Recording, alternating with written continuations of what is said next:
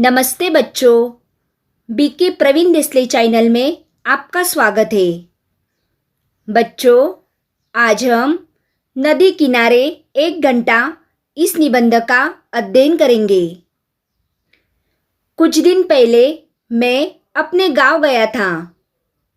मेरा गांव गंगा नदी के किनारे बसा हुआ है। एक दिन शाम को मैं अपने मित्रों के साथ नदी किनारे सैर करने गया।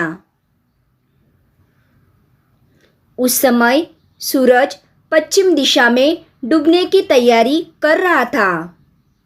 उसकी मंद किरणें नदी के पानी पर पड़ रही थी। उनके कारण नदी का पानी रंगीन दिख रहा था। नदी पर बहती हुई ठंडी हवा बड़ी सुखद लग रही थी। वातावरण शांत और मनोहर था। नदी कलकल करती हुई बह रही थी। वह बहुत आकर्षक लग रही थी। नदी के किनारे खड़े वृक्षों पर अलग तरह का संगीत था। पक्षी अपने अपने घोंसलों में लौट रहे थे। पक्षियों और उनके बच्चों का कलरव कानों को मधुर लग रहा था। चरवाहे अपने जानवरों के साथ गांव की ओर लौट रहे थे।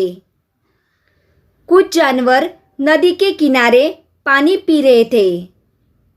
चरवाहे नदी में हाथ मुंह धो रहे थे। नदी के ठंडे जल का स्पर्श उनकी सारी थकान दूर कर रहा था। हम सब नदी के किनारे ठंडी रेत में बैठ गए। बैठे बैठे रेत से खेलने लगे।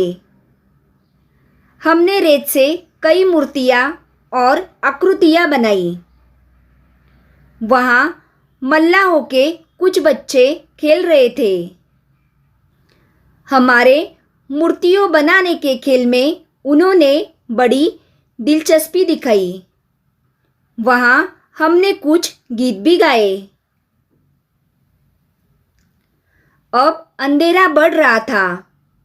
हम सब वहाँ से चल पड़े। नदी किनारे बिताया हुआ वो 1 घंटा आज भी मेरे मन को खुशी से भर देता है।